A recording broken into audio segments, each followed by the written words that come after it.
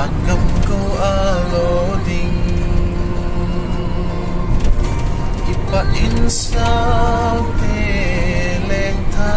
hi ta lấy xin hi tôn so langin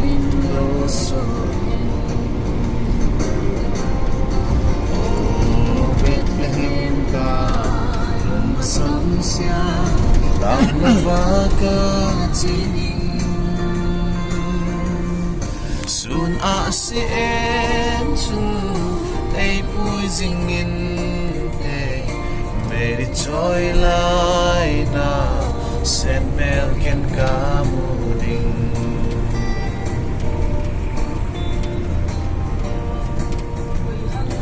lem lo ding pakat van mi theng san sa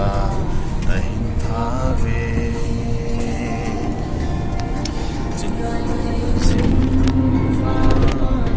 at hong ta bình lấy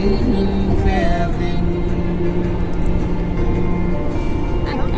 clear see mình sống mình suy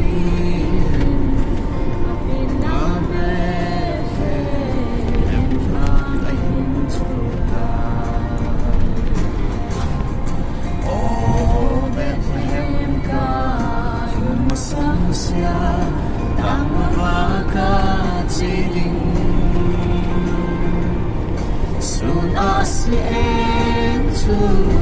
a poison in te Meri joy line send milk and